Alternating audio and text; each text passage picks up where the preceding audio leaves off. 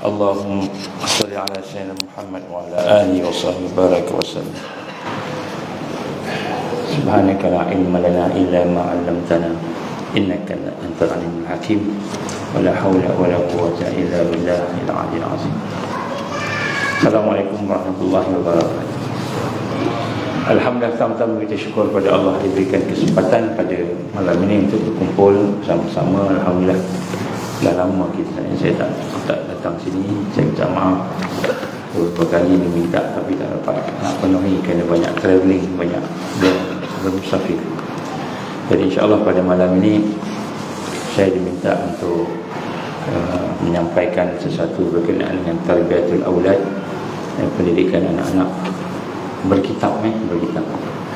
Jadi kitab yang selalu saya guna ialah Tarbiyatul Aulad yang dikarang oleh Syekh Abdul Nasir Alwan. Tapi kitab itu dah biasa orang guna, kita pun ada boleh baca. Jadi saya cuma nak mengutip daripada beberapa perkara yang ditekankan oleh Rasulullah SAW, diurai secara panjang lebar oleh Dr. Aid bin Abdullah Al-Qarni yang berkenaan dengan hadis Nabi SAW, man ihfazillah yahfazak. Dia ada hadis maka Rasulullah SAW, hadis ini panjang tapi berkenaan satu nasihat oleh Rasul SAW kepada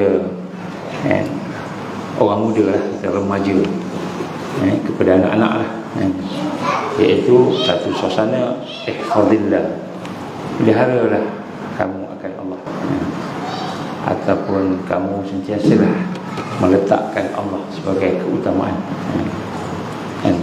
Yahfazka, nescaya Allah akan pelihara kamu. Ini hadis ni pendek. Ini hadis ni satu hadis yang banyak pengertian. Jadi dalam buku ini, kitab ini lah yang tulis ini, dia menceritakan tentang beberapa poin-poin yang insya-Allah kita akan gabungkan dengan beberapa kitab-kitab yang ada dalam Tarbiyatul Aulad. Banyak kitab pendidikan anak-anak, terlalu banyak. Jadi kalau kita nak refer satu, dia lebih baik kita gabungkanlah, insya-Allah. Jadi salah satu perkara yang penting, kita berada di akhir zaman. Ini satu benda yang kadang-kadang kita terlupa. Bila kita nak baca kitab ke, kita nak baca Quran ke, kita nak baca apa sahaja, kita terlupa bahawa kita sedang berada di akhir zaman. Dan akhir zaman yang dimaksudkan di sini ialah kita sedang menghampiri ataupun sudah pun memasuki 100 tahun dan kejatuhan Osmaniyah. Maknanya di setiap 100 tahun itu dia akan ada main dijadidu laha dina, iaitu seorang ataupun berapa orang ataupun satu perkumpulan yang akan mentajdidkan din itu, yang akan mentajdidkan din. Jadi dalam setiap tarbiyah kita, setiap dakwah kita, setiap perjuangan jihad kita, mesti ada realiti yang kita masukkan, iaitu realiti kita sedang menghampiri atau sudah pun memasuki 100 tahun. Dan apa yang berlaku ketika 100 tahun itu, bahawa kita akan berhadapan dengan satu perubahan yang mendadak, iaitu disebut sebagai kebangkitan, tajdid. Man yujaddidu laha dinaha, orang yang akan mentajdidkan, kumpulan yang akan mentajdidkan agama itu. Dan di sinilah kita ingin melihat suasana-suasana yang ada pada hari ini. Bagi mereka yang mengkaji, banyak perkara yang menakutkan, yang mengkaji. Kalau yang tak kaji, tak kisah, sama je. Dia tengok bola sepak dulu zaman Muqtada Hari dengan bola sepak sekarang zaman Arif Aiman, kan sama je. Nampak bila skor gol macam tu. Malahan lagi kita kata best lagi, sebab Malaysia tak pernah menang, tiba-tiba menang. Daripada zaman Misbun Sidik badminton sampailah ke sekarang zaman, saya nak sebut nama ni pun susah, Ziri apa kata, susah nak sebut nama dia. Kita tengok orang main badminton sama je, menang seronok. Sedangkan kita sedang berada di 100 tahun kebangkitan tajdid yang digambarkan oleh Rasulullah sallallahu alaihi wasallam. Hadis ni kita pun tahu dah kan. Maka orang yang mengkaji dia bimbang. Orang yang meneliti apa yang sedang berlaku di dunia dia akan bimbang. Sebab kita tak tahu kebangkitan itu kita akan bersama ataupun tidak.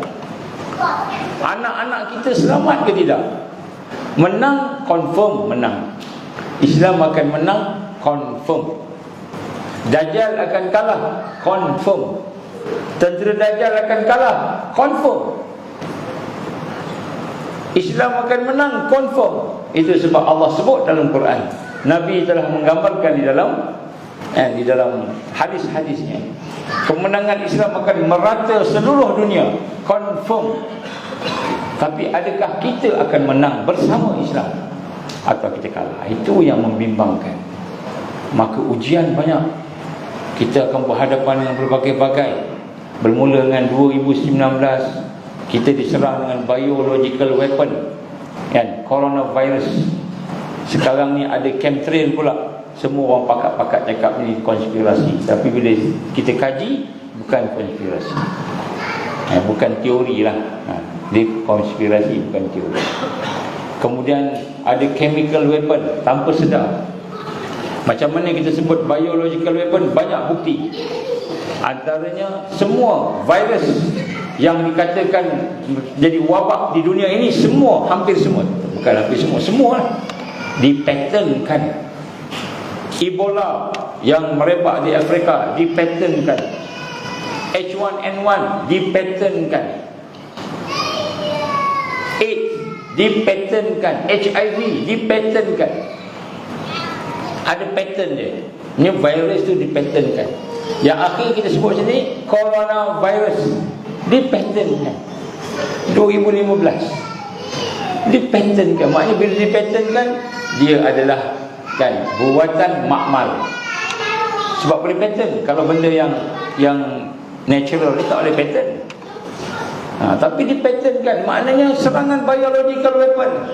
Tapi kita menghadapinya seperti wabak biasa, bukan seperti serangan.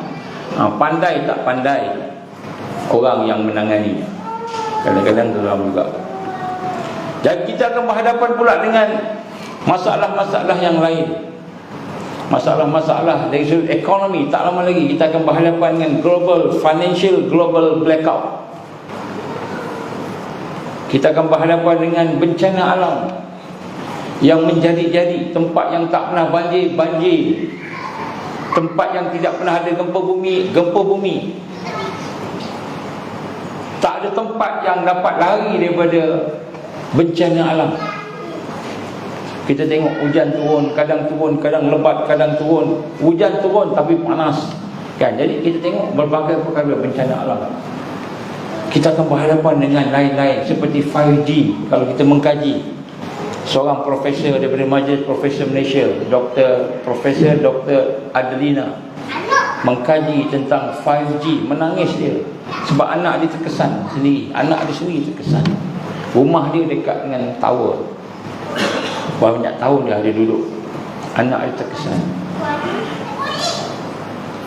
Jadi tuan-tuan bukan rahmat Allah Ta'ala, kita akan diserang berbagai perkara, menakutkan.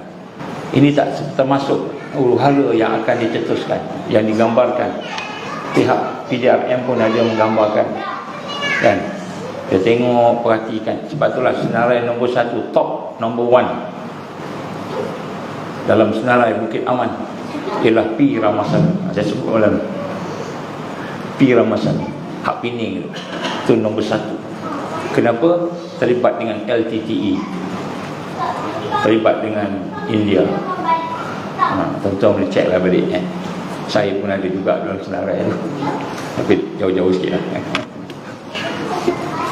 Dia tuan-tuan berhormat Allah, kita berhadapan dengan pelbagai perkara. Pening kepala berbincang dengan doktor-doktor kita. Kita ada doktor pakar yang bersama dalam negara, luar negara, bergabung seluruh dunia, menggambarkan tentang serangan biologi yang kita ambil mudah, seolah-olah serangan ini adalah serangan natural disaster, natural pandemic, natural endemic. Ini seolah-olahnya begitu. Sedangkan Virus itu dipatternkan, ada patternnya. Ada patternnya, maknanya patternnya biological weapon. Dia bukan biasa. Dan berbagai lagi perkara yang bakal berlaku. Ini kita sedang berada di 100 tahun. 100 tahun yang kita kata selepas kejatuhan Osmaniyah. Dia akan lebih hebat lagi, menakutkan. Tapi ringkasnya sini tuan-tuan dan puan, apa yang kita kena buat? Bila saya fikir-fikir, saya bincang dengan tuan-tuan guru kita, beberapa orang soleh yang Allah ilhamkan pada mereka ilmu-ilmu yang tidak ada pada sains lagi. Sains tak sampai lagi. Apa yang diilhamkan, kalau kita nak selamat daripada semua serangan itu, hendaklah kita hidup bersama sunnah Rasulullah sallallahu alaihi wasallam. Itu jawapannya. Itu jawapannya. Contohnya 5G, kita dapati 5G adalah frekuensi yang kalau dinaikkan frekuensi itu sampai ke 60 GHz, dia boleh sampai 100 GHz, boleh membawa kepada kematian. Boleh bawa kepada kematian. Dia boleh vacuumkan tempat tu, tak ada udara. Dia boleh gegarkan jantung kita. Dia ada kajian. Tetapi pihak Kementerian Kesihatan kata ini lapuk, dia kata. Dia tak tengok kajian yang terbaru. Itulah orang politik jadi menteri. Bukan doktor yang sebetul pakar, yang ikhlas jadi menteri. Orang politik jadi menteri, dia kata lapuk ni kajian lapuk, tak terbaru. 60 GHz boleh bawa kepada kematian. Kita tak nak cakap apa-apa, tengok besok macam mana.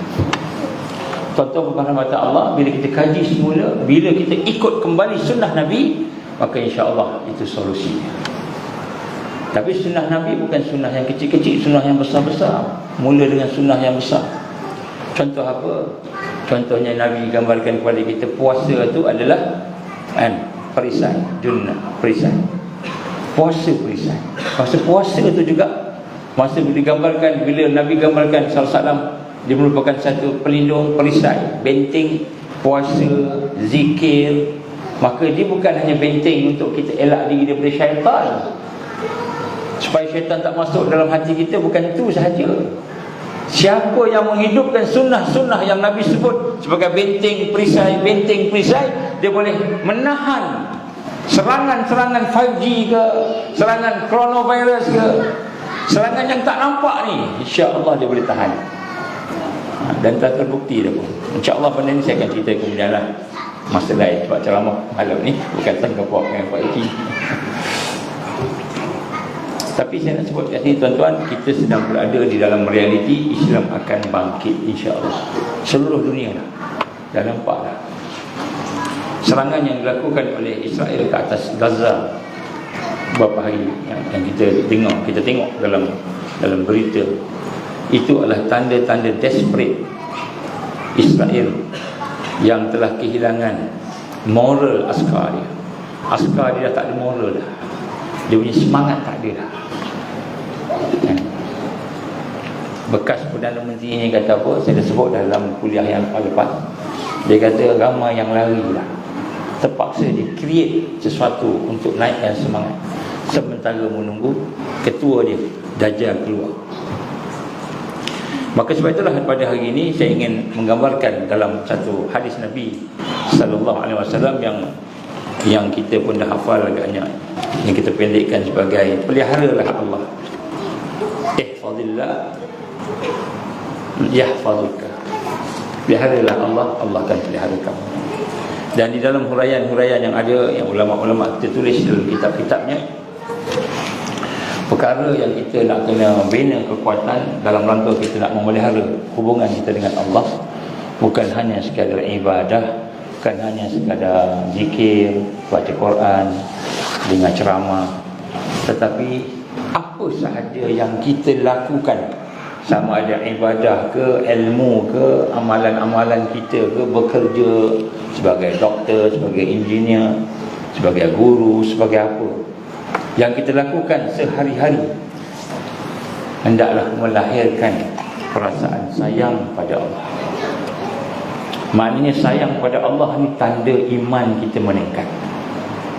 Dan sebab itu dalam tarbiyatul aulad, anak-anak kita ni Benda yang paling menyentuh hati ialah kasih sayang mak dan ayah kepada anak. Itu benda paling menyentuh. Anak disanggup tak buat apa-apa sebab sayang kat mak. Anak sanggup tidur sebab sayang kat ayah. Kalau ayah marah dia buat, tapi bila ayah tak ada, dia tak buat apa yang ayah dia suruh. Sebab marah, kalau marah ni dia buat masa depan kita je, takut kena pukul, takut kena marah. Tapi kalau sayang, walaupun di belakang mak, di belakang ayah, sayang mak, sayang ayah, tak buat. Anak tu bila maknya dapat menerapkan sayang tadi pada anak-anak, anak-anak duduk jauh kat kolej, kat universiti, sayang mak, sayang anak, sayang ibu, sayang ayah tadi ada dalam hati dia. Dia tak buat apa yang mak dan ayah dia tak suka, sebab dia sayang. Ini kekuatan kasih sayang. Sebab tu Al-Fatihah pun dia bermula dengan nama Allah Ar-Rahman Ar-Rahim. Bismillah Ar-Rahman Ar-Rahim. Jadi dengan nama Allah yang Maha Pengasih, Penyayang, Pemurah. Jadi sebab itulah kita kena lihat dalam tarbiyatul aulad, pendidikan anak-anak dan pendidikan diri kita juga. Kita nak kena rasa dalam hati kita semakin hari semakin sayang pada Allah. Mesti ada makin sayang.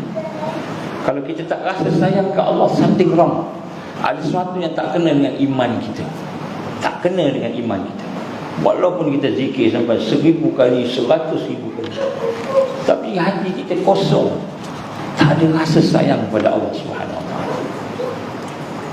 Dan inilah antara perkara yang menjadi senjata setelah beriman tadi, sehingga bila Allah izin nanti ada ujian-ujian yang besar datang lepas ni. Contohnya makanan dah ada masalah mula dah kat Malaysia. Bukan Malaysia saja, di seluruh dunia kan akan ada food insecurity. Masalah dari sudut keselamatan makanan tak cukup. Trading dah mula dah huru-hara. Kenapa? Antaranya sebab perang berlaku. Kita tengok perang berlaku Rusia dengan Ukraine, masih lagi tak habis. Kemudian pengaruh-pengaruh dia sekarang ni pula dengan China. Sekarang dengan China, habis perang dengan China ni, sekarang dah mula Taiwan menjadi alasan. Jadi dia akan perang. China akan dapat dominan. Amerika tak akan dapat kalahkan, NATO tak akan dapat kalahkan. Macam Rusia juga. Sebab tu dah tuan-tuan perempuan, antara think tank dia Bill Gates dah ada kat China dah. Kenapa Bill Gates ada kat China kan? Kita pun heran. Rupanya dia kahwin dengan penterjemah dia. Kahwin dengan penterjemah dia orang Cina. Bangsa Cina. Marlinda macam mana? Dia nak bermadu ke Marlinda? Sama bermadu. Marlinda isteri dia tu. Tapi senyap, tak ada kisah Marlinda nak saman Bill Gates, nak dapatkan harta dia bagi dua. Tak ada, senyap. Bill Gates dah ada di China, dah kahwin dengan penterjemah ada orang Cina. Jadi kita nampak macam apa macam dia pembelot. Tak, dia bukan pembelot, itu perancangan. Dia ada perancangan dia. Tetapi perancangan dia apa? Perancangan dia di belakangnya itu ada syaitan, ada iblis. Di belakangnya ada Dajjal. Al-kufru millatu wahidah. Atau kama Rasulullah sallallahu alaihi wasallam, kekufuran itu satu sistem. Dia rancang semua sebenarnya dia nak attack orang Islam. Tapi kita akan nampak dia tak akan berjaya kerana Allah dah janji kita menang. Ya, sebab itulah tuan-tuan rahmat Allah Ta'ala, kita akan berhadapan tengok China ni. Sehari dah berapa saya tengok tadi berita luar negara petang tadi, dah siap ada latihan-latihan tentera dekat selat di Taiwan, tembak peluru hidup tepat, kena dicakap kami tembak sini tepat kat sini, tepat kat sini. Peluru-peluru hidup digunakan dalam latihan-latihan. Dan kemudian selepas tu mereka tunjukkan bagaimana keadaan Amerika pula dah mula menghantar kapal-kapalnya di sekitar kawasan. Nampak macam nak perang lah. Jadi mereka takkan perang sama mereka akan perang sama Islam nanti. Kemudianlah depan-depan yang ada lebih step-step. Cumanya nak disebut sini, saya bukan nak sebut kronologi apa-apa. Saya nak cuba sebut sini apakah tarbiyah yang paling penting yang kita nak lahir sehari-hari kita nak mendekati kesusahan demi kesusahan yang Allah akan datangkan pada kita, iaitu kita mesti melihat hati kita. Kalau aku yakin dengan Allah, kalau aku beriman dengan Allah, adakah aku benar-benar sayangkan Allah? Adakah benar-benar aku ni cinta kepada Allah Subhanahu Wa Taala? Kita kena tanya. Kita kena tanya kepada diri kita tadi. Barulah kita boleh tahu kita ni jauh ke dekat dengan Allah. Kalau kita semayang aja tapi tak rasa apa-apa, something wrong. Sepatutnya kita semakin sayang kepada Allah, semakin rasa mesra dengan Allah, semakin dekat dengan Allah. Lagi banyak kita berzikir, lagi seronok. Tapi kalau tak ada tu, maknanya kita bimbang nanti jadi adat sahaja. Jadi sebab itu yang pertama sekali, tuan-tuan, kita nak tanya anak-anak kita sebagai mendidik mereka, dan tanya diri kita juga. Adakah kita ni benar-benar sayang pada Allah? Hasil kenal Allah, hasil beriman pada Allah. Dan sesungguhnya di dalam hati kita ini hanya ada satu saja. Dalam hati kita ini ada satu saja. Hati ini tidak ada dua kan. Ma ja'alallah lirajul min qalbayn fi jawfi. Ini Allah berfirman dalam surah Al-Ahzab ayat 4. Allah tidak menjadikan bagi seseorang itu ada dua hati di dalam dadanya, dalam rongga dadanya tadi. Maka sebab itu tuan-tuan, hari ini kalau kita kata kita nak menang, sebab matlamat Dajjal dan tenteranya sesatkan umat, sesatkan manusia, dia nak sesatkan. Dan Allah Subhanahu Wa Taala akan menolong dan membantu apabila disayang kepada kita, bila kita melakukan sesuatu yang menyebabkan kita sayang kat dia. Saya bagi satu contoh tuan-tuan. Ini benda biasa. Ini kajian sains. Kajian sains menunjukkan bagaimana setiap zikir yang kita buat itu adalah gelombang, jadi gelombang. Ini kajian sains, physics yang dikaji oleh saintis Muslim. Jadi apabila kita berzikir dengan afdal zikr, zikir yang paling afdal, la ilaha illallah, la ilaha illallah, la ilaha illallah, dan kita sasarkan illallah tadi itu kepada hati kita, kepada sayang kita, kasih kita, agungkan kita pada Allah tadi, maka dia akan melahirkan satu gelombang yang luar biasa, yang boleh mengalahkan 5G, yang boleh mengalahkan 5G. Gelombang itu dia boleh tendang balik 5G. Saya bagi satu contoh. Ketika peristiwa bom atom di Hiroshima dan Nagasaki, bila bom jatuh, ramai mati. Memang ramai, ratus ribu mati. Dan ada yang selamat, dan ada yang cedera.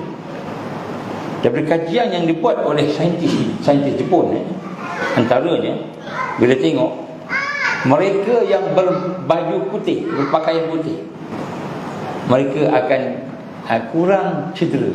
Kalau cedera pun kurang cedera. Mereka yang berbaju putih, dia selamat, dia selamat. Ada yang sebagainya selamat. Baju putih, radiation seperti melantun, tak kena kat dia. Begitu. Ini ada kajian. Jadi bila kita tengok balik, putih ni salah satu sunnah Rasul sallallahu alaihi wasallam berpakaian. Kalau Rasul sallallahu putih ni, jubah dia selalu pakai jubah putih. Jadi kita tengok kan, kajian-kajian ni dia mendekati sunnah semula. Banyaklah. Sebab tu tuan-tuan berbahagia Allah, bila kita menghidupkan sunnah Nabi sallallahu alaihi wasallam, tak kira sunnah apa, maka dia ada protection di situ. Allah protect. Kenapa? Bukan sebab buat sunnah tu semata-mata, tapi kerana dengan perasaan sayang pada Rasulullah SAW, sayang pada Allah, sayang pada Nabi sallallahu alaihi wasallam, dan sayang kepada Allah Subhanahu wa taala. Baru dia ada satu kekuatan. Tuan-tuan, unbelievable. Ini macam kita kata benda yang macam tak masuk akal. Tetapi macam mana gelombang boleh masuk dalam badan kita, dia boleh berfungsi, graphene oxide boleh bergerak, itu semua tu pun tak masuk akal juga. Tapi berlaku. Macam mana jin boleh masuk dalam badan kita, sihir, kena saka, pun macam tak masuk akal, tapi berlaku. Macam mana jin tu sebenarnya gelombang yang kalau kita bacakan ayat-ayat Quran yang tertentu, dia boleh hancur, terbakar. Macam mana boleh terbakar? Tak masuk akal, tak boleh fikir dengan fisik, tak boleh fikir, tapi berlaku. Jadi sebab tu nak sebut kat sini, rupa-rupanya salah satu solusi di akhir zaman kembali kepada sunnah Nabi sallallahu alaihi wasallam. Apa yang Nabi ajar, buat semua. Apa yang Nabi suruh tinggalkan. Keluar rumah, kaki kanan, kaki kiri. Keluar rumah, kaki kanan. Pakai kasut, kaki kanan, kaki kiri dulu. Pakai kasut, kaki kanan. Buka kasut, kaki kanan, kaki kiri. Kaki kiri. Yang ni kita sunnah sekecil-kecil je. Kita buat satu-satu sunnah. Rupanya sunnah itu adalah protection kita. Bila Nabi gambarkan kamu pegang Quran, pegang sunnah, hadis, maka kamu takkan sesat, takkan rosak, takkan binasa. Sungguh sampai untuk protect kita daripada serangan-serangan jahat Ad-Dajjal. Satu contoh lagi tuan-tuan. Satu hari saya kenal dengan seorang ni. Kemudian dia ada kawan. Saya dah pernah cerita kat tuan-tuan. Kawan dia ni rupanya tukang sihir. Bomo besar Indonesia. Dia kenalkan saya dengan dia. Kenalkan saja nak networking lah. Saya pun masa tu ada buka satu tempat food court untuk orang-orang asnaf. Kita buka di Kelang. Jadi saya duduk jaga tu, dia duduk datang lah, makan minum, kita layan lah. Oh, macam tetamu Tapi rupanya dia tok bomo besar. Banyaklah benda yang saya belajar daripada dia. Saya tak tahu dia tok bomo. Lepas tu baru saya tahu lah. Antaranya dia kata, kalau orang tu ada wudu, sihir tak boleh masuk. Ada air sembahyang, sihir tak boleh masuk. Dia kata, bapa, air sembahyang ni, kalau orang tu berwudu dengan sempurna, sihir tak boleh masuk, dia kata. Macam mana tuan tahu kan? Saya tok bomo, saya tahu lah, dia kata. Dia tahu. Kemudian dia cuba hantar. Masa pertama kali berkenalan dengan dia, dia hantar kat saya jin. Jin dia yang paling besar, paling hebat lah. Saya tak tahu ni. Bila jumpa-jumpa, makan-makan, minum-minum sekejap, saya macam izin tak izin balik. Rupanya dia tengok saya. Kemudian dia nak hantar dia punya jin, nak buat spy. Nak tengok apa saya buat kat rumah, apa semua. Nak tengok siapa dia ni, ustaz ni macam mana, okey ke sebagainya. Dia kata, saya panggil jin saya yang paling hebat, dia ada senjata. Jin dia yang ada senjata. Salah satunya kerambit sakti, disebut itulah. Kerambit sakti, saya tak nampak. Waktu dia hantar. Lepas tu dia kata, tak sampai berapa saat, jin tu patah balik kat dia. Jin tu kata apa? Aku tak mau pergi tengok dia. Kenapa? Dia kata pertama kali jin tu membantah dia, mengingkar perintah dia. Kenapa dia kata? Aku tak mau, kau nak kau hantar yang lain, bayar dia paling kuat. Itu yang dia telefon saya, ustaz boleh tak saya nak jumpa ustaz, dia kata. Saya ingat ada apa benda isu penting, rupanya nak tanya apa amalan ustaz, kenapa kan. Saya tak ada amal apa-apa, baca-baca Quran gitu-gitu sikit-sikit, sembahyang sikit-sikit gitu je lah. Apa yang orang buat, saya buat kan. Lepas tu dia kata, saya hantar jin. Jin ni paling hebat, tapi tak boleh masuk. Tak boleh, dia bukan tak boleh masuk, nak datang saya pun tak nak jatuh jauh itu. Wah, saya fikir apa yang saya buat tu, orang mula fikir. Apa bendanya yang Allah tolong kan. Rupa dia pun cerita, rupanya saya ni sebenarnya bomo besar. India, China, gangster datang kat dia minta ilmu kebal, dia bagi dia. Dia ambil parang, dia tetak tangan dia, takluk. Kemudian dia minta 10,000, dia bagi jin seko kat dia. Bila dia tetak tangan tu, dia kata jin tu tahan, dia kata tak cedera lah, jin tu tahan. Dia tak nampak jin tu, yang dia nampak. Lepas tu balik aku biar jin tu duduk sini, balik kita tetak betul ya. Aku bomo besar. Ini dia sendiri cerita kat saya. Saya tak tahu dia bomo. Lepas tu saya kata dia macam mana ni? Macam mana? Dia kata akhirnya dia sebutlah. Dia kata jin tak boleh nak masuk, tak boleh datang. Dia boleh pergi ke ustaz sampai ke tapak kaki. Lepas tu tak boleh nak masuk. Saya kata apa je? Rupa-rupanya bila saya tengok balik mungkin agaknya lah kita ada baca Quran, agaknya lah kan, kita ada zikir-zikir, agaknya Jadi bila kita baca Quran, zikir dalam berwuduk, kita cuba jaga kan, apa yang boleh. Agaknya dia tak boleh masuk. Jadi sebenarnya bila amal sunnah ni, Allah protect kita. Kita tak, bukan kita beramal untuk supaya jin tak boleh, tak ada, tak terfikir pun, tak tahu pun. Tapi bila dia sebut tu, saya terkejut. Dia kata, "Ustaz, amal apa Ustaz? Saya nak belajar dengan Ustaz ni." Kata, "Ilmu Ustaz ni tinggi," dia kata. Saya kata, "Saya tak ada ilmu apa-apa, bomoh lagi saya tak tahu." "Dah, Ustaz datang, jin semula hari," kata. Macam gitu dia sebut. Saya bukan nak cakap pasal saya, bukan, saya nak sebut ni, orang bomoh cakap ni. Kita nak percaya tak percaya tu, kita punya ni lah. Tapi nak gambar sini, bila kita amal sunnah, maksima kita amal, Allah akan protect kita. Tapi macam mana kita nak amal sunnah kalau kita tak sayang Allah? Macam mana kita nak amal sunnah Nabi kalau kita tak sayang Nabi? Kita tak, hati kita tak terasa. Sebut nama Nabi sallallahu alaihi wasallam, sebut selawat pun tak rasa apa-apa. Nak selawat pun rasa berat aja. Ya, sebab tu sebenarnya tuan-tuan dan puan, kita nak tengok balik iman kita, hati kita. Rupa-rupanya hati kita ni ada kekeruhan. Ada kekeruhan, keruh. Hati kita ni tak jernih. Hati kita ni ada sesuatu yang keruh. Rupanya hati kita ni tak tenang, tak aman. Anak-anak kita pun tak tenang, tak aman juga. Kenapa? Kerana rupa-rupanya diri kita ni ada yang kita sayang lebih daripada Allah, ataupun ada yang kita sayang sama dengan Allah. Kita sayang Allah, ada benda lebih daripada Allah atau sama dengan Allah. Itu hati kita ada kekeruhan. Kekeruhan. Jadi di sinilah Allah gambarkan kepada kita, ma ja'alallahu rajul min qalbain fi jawfi. Allah tidak menjadikan kepada hati manusia itu dua. Ada dua hati, tak, satu je hati. Kalau kita sayang Allah, Allah sahaja. Allah sahaja. Yang sayang lain kerana Allah. Sayang anak-anak, sayang suami, sayang isteri, sayang pekerjaan, sayang dunia kita, sayang harta kita, sayang pangkat kita, sayang kawan-kawan kita. Semua yang kita sayang kerana Allah. Maknanya tak ada yang lebih besar, lebih dekat, lebih kita sayang melainkan Allah. Kalau ada sayang kita yang terputus daripada Allah, maka itu adalah kekeruhan. Dia jadikan hati kita tidak jernih. Itu yang sembahyang tak boleh khusyuk. Kita bacalah bismillahirrahmanirrahim, qul a'udzu birabbin nas, malikin nas, ilahin nas, min syarril waswasil khannas, allazi yuwaswisu fi sudurin nas, minal jinnati wan nas. Duk minta Allah mudah-mudahan kita khusyuk.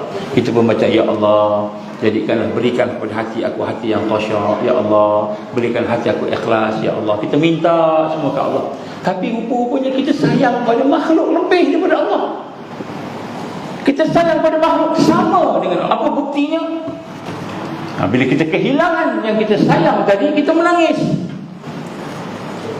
Bila kita kehilangan, kita rasa takut, kita terancam.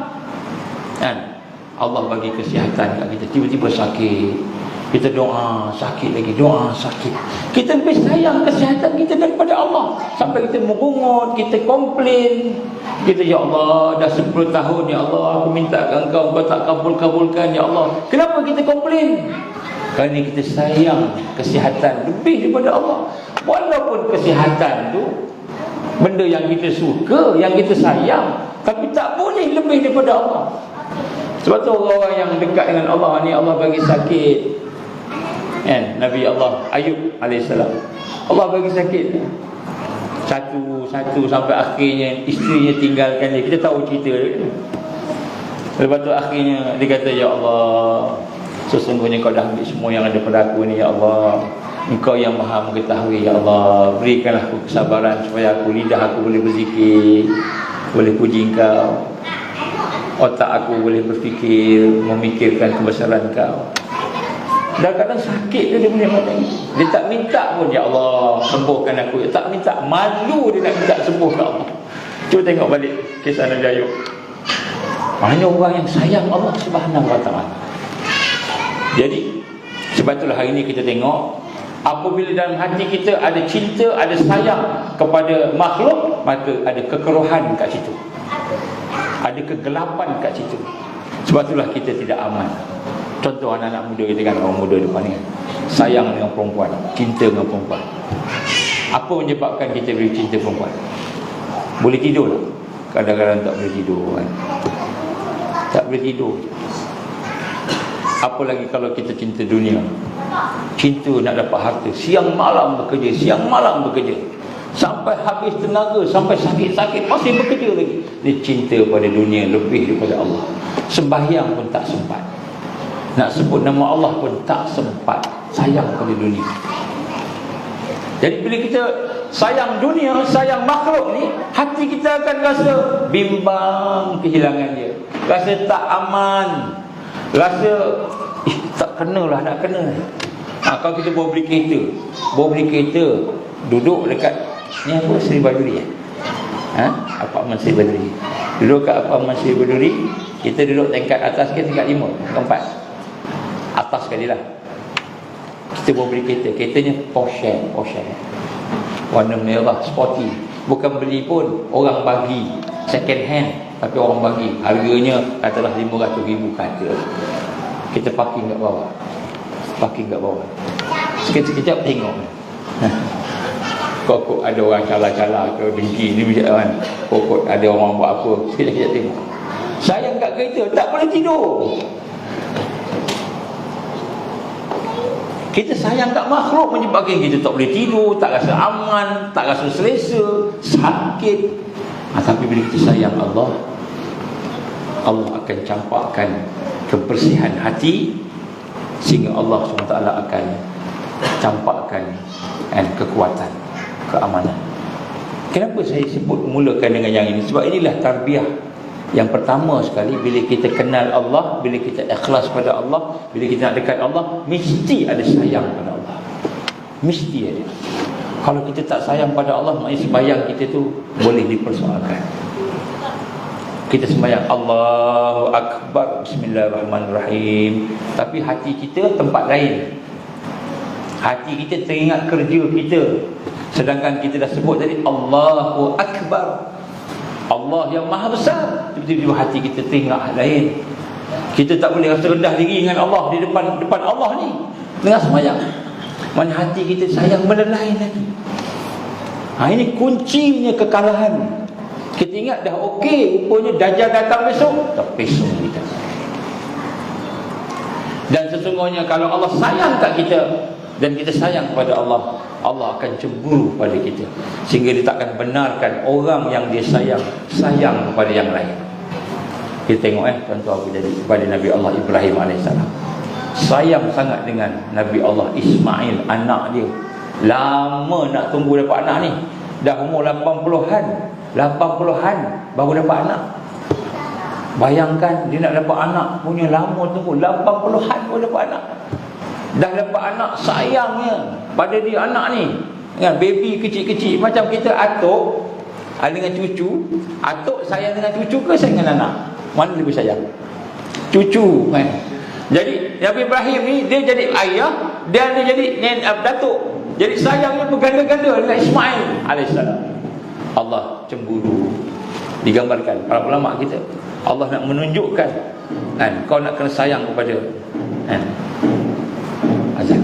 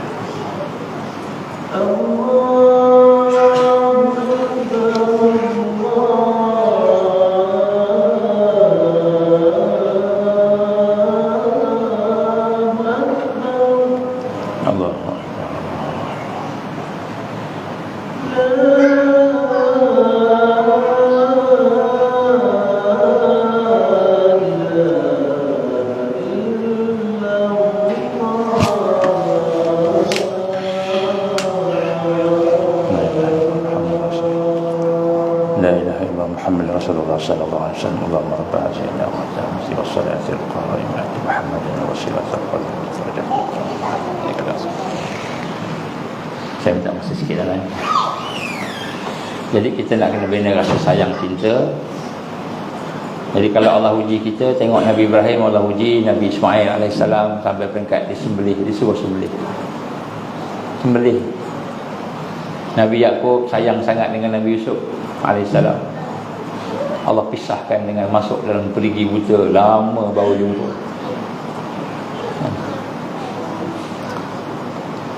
Rasulullah SAW sendiri bila dapat Hasan dan Husain, sayang sangat dengan cucu dia. Rasulullah SAW seorang yang penyayang, amat penyayang.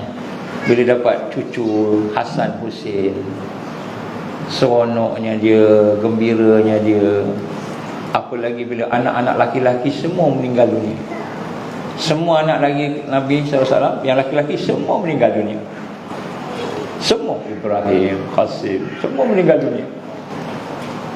Dapat cucu laki-laki daripada Fatimah, seronok sangat. Dia timang tiap-tiap hari lepas sembahyang mesti jumpa cucu. Macam kita sayang kat cucu kita, jumpa cucu sampai peringkat bila dia solat tengah sujud, cucunya duduk atas dia, dia diam tahan. Bimbang jatuh, terpelecok apa, Rasulullah sayang kepada cucunya Hasan dan Husain radhiyallahu anhum. Allah cemburu. Allah hantar malaikat Jibril. Malaikat Jibril tanya dengan Nabi sallallahu alaihi wasallam, "Ya Rasulullah, kau sayang ke dengan cucu-cucu? Rasulullah, siapa tak sayang cucu? Siapa tak sayang cucu? Maka Jibril alaihissalam pun menceritakan apa yang Allah akan buat pada cucu dia. Yang seorang akan mati kena racun, yang seorang akan mati dibunuh, dipenggal kepalanya. Bayangkan kita sayang dengan cucu tadi, dengan anak cucu tadi. Rasulullah SAW, anak lelaki dia tak ada. Semua anak-anak lelaki Rasulullah SAW Allah ambil. Memang orang Arab, bukan orang Arab, kita pun suka anak lelaki kan. Yang mewarisi, semua Allah ambil anak lelaki dia.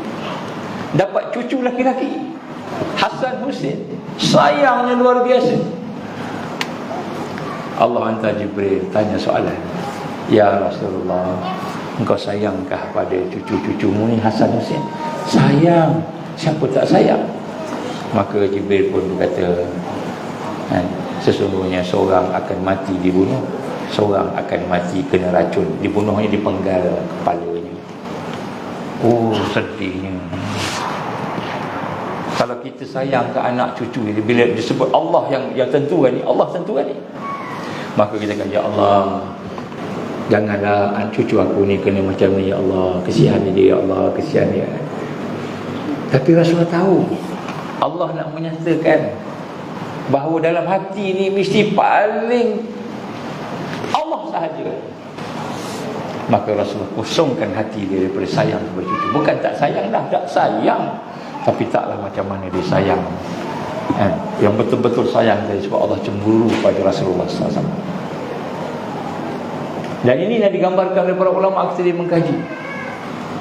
Ya, sebab tu bila kita sayang dengan makhluk ni, Allah akan cemburu pada kita. Dia akan bagi sesuatu. Apalagi kita seorang awliya Allah, seorang pejuang. Kalau kita nak berjuang di akhir zaman ni, kita masih sayang dengan dunia, Allah akan hukum kita dengan dunia tu. Masa belajar, masa ni okey, dengan fatwanya, dengan ceramahnya, dengan kuliahnya, tapi rupanya dalam hati ada sayang dunia, Allah hukum dengan dunia tersebut. Jadi dia orang yang lalai, fatwanya hanya berkenaan dunia sahaja, tak kisah dengan rakyat. Yang dikisahkan hanyalah dia nak pentingkan bos dia. Bos dia lebih besar daripada Allah. Bersama dengan orang besar-besar, hak orang miskin-miskin ni, orang yang tak ada standard, tak ada darjat ni, nak bersama ni nampak lekeh.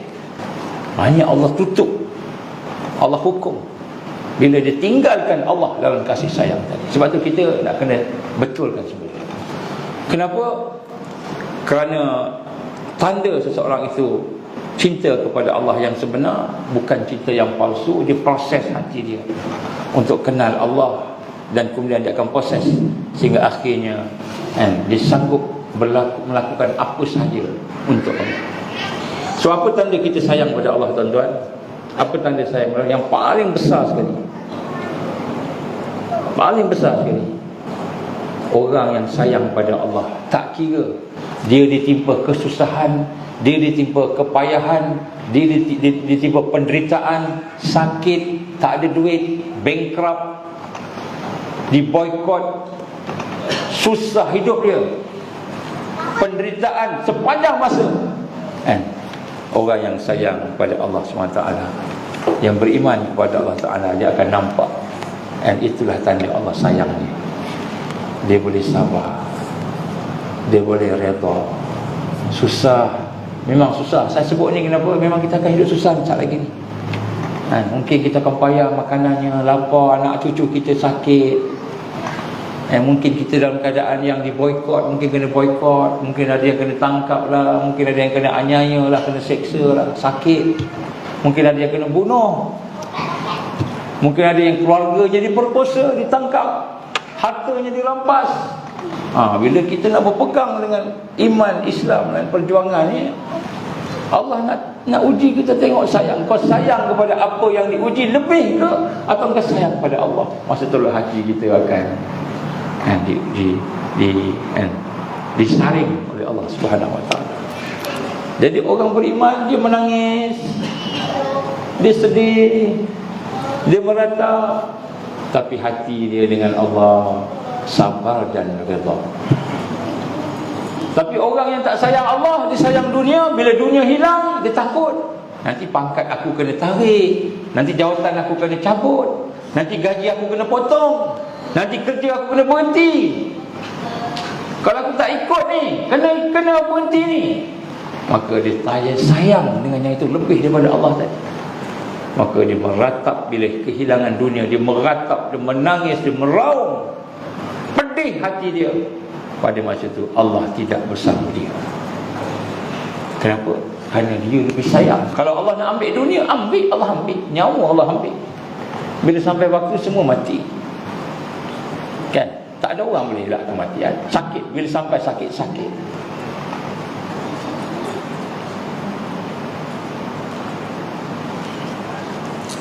Jadi di sinilah kita lihat, adakah kita ini betul-betul sayang kepada Allah Subhanahu wa taala.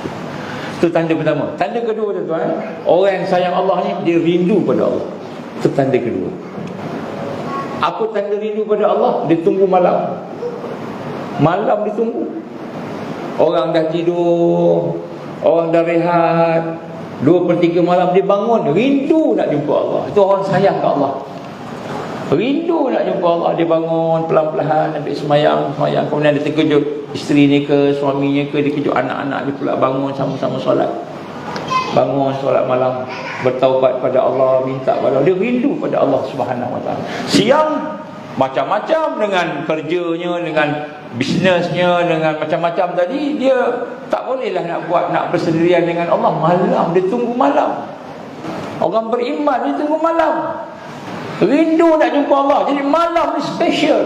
Tak, bukan hanya sekadar malam Lailatul Qadar baru kita nak iktikaf 10 malam terakhir. Kita iktikaf bukan sebab Allah, kerana sayang Allah. Tak, kita iktikaf nak cari pahala, bukan kerana sayang. Nak cari pahala. Banyak malam Lailatul Qadar 1000 bulan bangun malam. Sebab tu kita tahu ini malam Lailatul Qadar ni.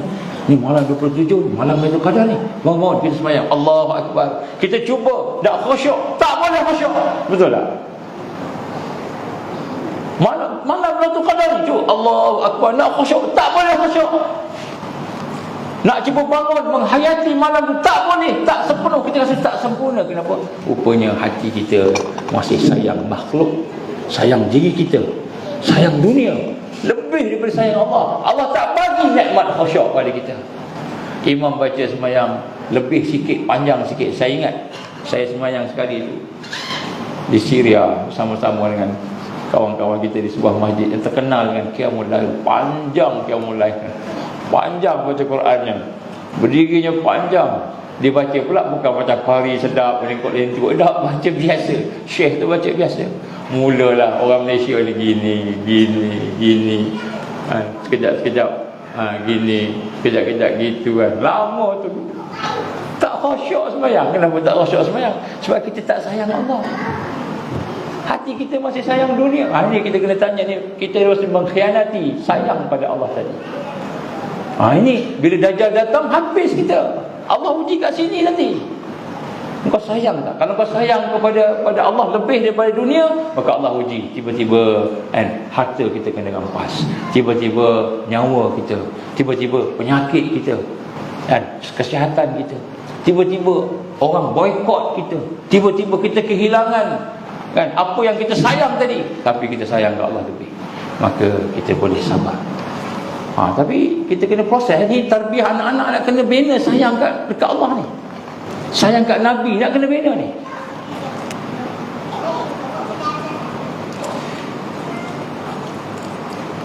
Yang ketiga, tanda orang yang sayang ke Allah, dia tak hajat balasan daripada Allah. Dia buat memang kerana sayang kepada Allah. Dan muhibbul hakiki, muhibbul hakiki ni ialah seorang yang sayang, memang sayang kerana Allah Subhanahu wa taala. Dia sembahyang bukan sebab nak masuk syurga. Dia sembahyang, dia tidak buat jahat bukan sebab takut neraka. Bukan. Dia buat bukan sebab dunia, dia buat bukan sebab akhirat. Muhibbul hakiki. Seorang yang muhibbul hakiki ni, orang yang dekat sangat dengan Allah, dah sampai pada Allah Subhanahu Wa Taala. Baik, masa tak banyak, saya nak cuba kat sini macam mana nak dapat sayang, macam mana nak bina sayang pada Allah. Ada 5 perkara kita ingatkan, 5 perkara kita buat. Masa tak banyak, minta maaf, ambil masa sikit. Yang pertama, musyahadatu ihsani wa ni'ami wa zahira wa batinah. Yang pertama, kita memerhatikan, kita meneliti, kita menyaksikan sifat ihsan Allah pada kita. Yang pertama, kita ajar anak-anak kita ajar kita tengok semua kebaikan yang Allah bagi kepada kita, yang zahira, yang zahir dan batinah. Yang batin kita tengok semua, kita nak rasa inilah kebaikan Allah. Allah buat baik kat kita. Semua kebaikan, mata boleh melihat, telinga boleh mendengar, lidah boleh bercakap, badan tak sakit macam orang lain. Sakit dah juga tapi tak sakit sangat, ada sihat juga, ada harta, ada rumah, ada tempat tidur. Semua ihsan, kebaikan yang Allah bagi kepada kita, kita hitung satu-satu. Kita kena ajar anak-anak kita ni. Ini tarbiyah nak membina cinta tadi. Maka kata Rasul sallallahu alaihi wasallam, tabiat manusia itu hati akan cinta kepada orang yang buat baik pada dia. Jadi bila kita merasakan Allah bersifat ihsan pada kita, zahir dan batin, maka kita akan timbul mula sayang ke Allah. Sebab tu bila kita boleh pergi kerja, kita nak rasa tu ihsan Allah tu bagi pergi kerja, selamat pergi selamat balik, tak aksiden. Ada orang aksiden.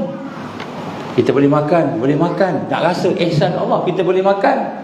Tak ada rasa sakit tekak, tak ada sakit lidah, tak ada kena ulcer, tak ada kena kanser, perut kita elok. Nak rasa ihsan Allah, nak rasa ihsan Allah. Padahal kita ni buat apa? Sembahyang pun lalai, zikir pun sikit sangat lalai. Banyak benda jahat kita buat, tapi Allah bagi ihsan, kita ajak anak kita fikir, kita belajar untuk melihat ihsan Allah pada kita. Ini nombor 1.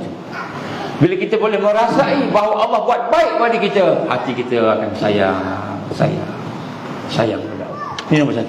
Anak-anak kecil-kecil tu nak ajar macam mana Allah bagi nikmat pada kita. Cara ringkas. Yang kedua, wa ma'rifatu asmaul husna wa sifatil ulya. Yang kedua, kita kena kenal Allah. Yang pertama senang, sebab kita tengok apa yang baik kat kita, cerita saja, bincang saja. Cerita dengan ahli keluarga kita, cerita dengan kan. Tapi kita jangan cerita teori. Tahu tak beras ni macam mana kan? Kita pun cerita kan, teori kita kan. Tak cerita dengan perasaan. Tahu tak, kalau tak ada beras ni, ya Allah, kita tak boleh nak makan dengan elok banyak. Allah bagi kita rezeki. Cerita dengan hati. Dengan anak-anak ni, cerita dengan hati, supaya anak rasa.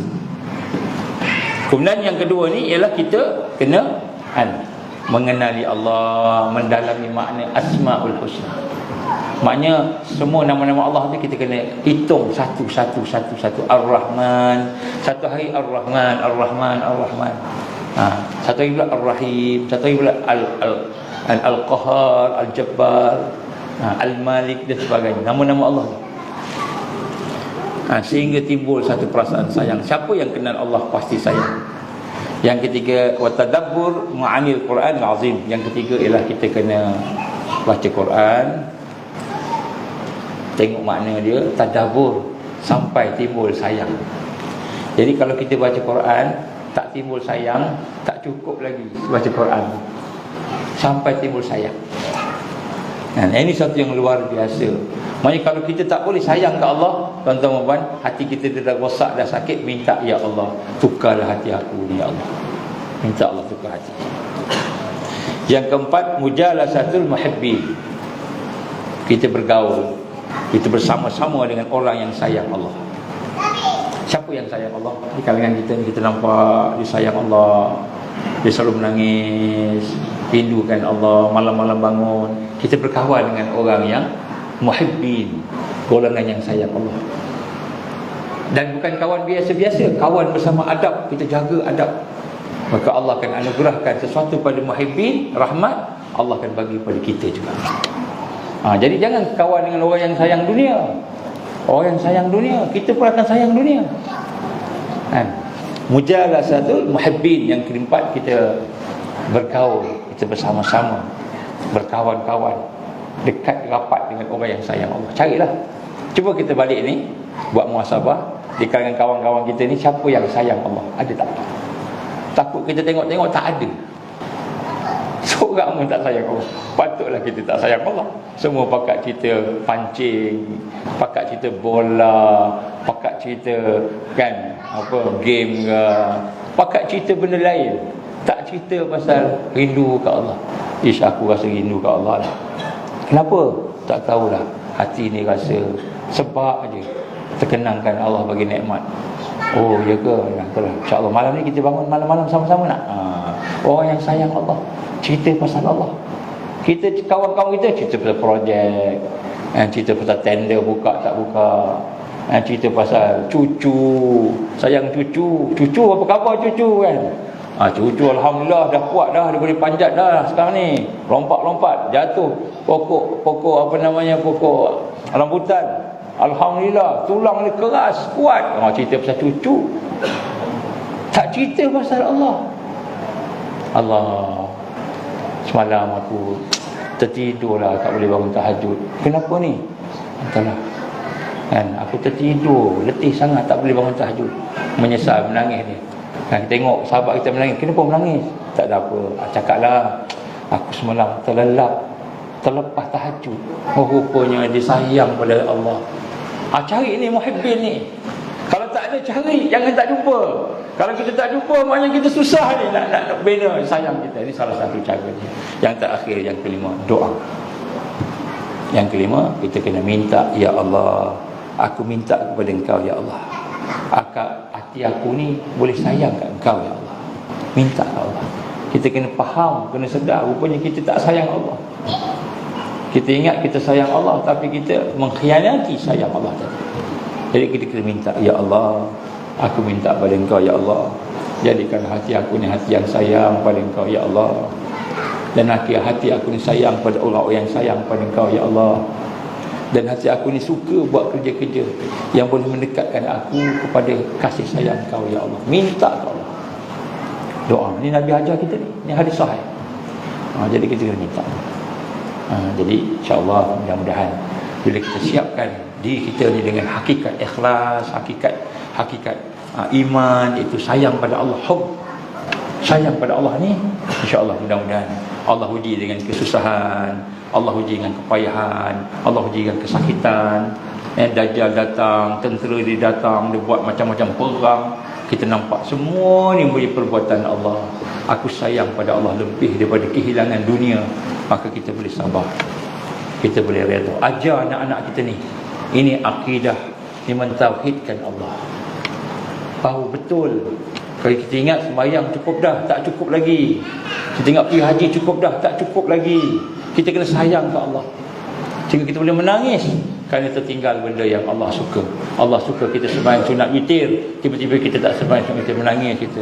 Ya Allah, Engkau sayang, Engkau suka pada solat witir, hamba-Mu solat witir, semalam aku tak sembahyang ya Allah. Menangis kita, sedih kerana kita tidak dapat melakukan sesuatu yang Allah sayang.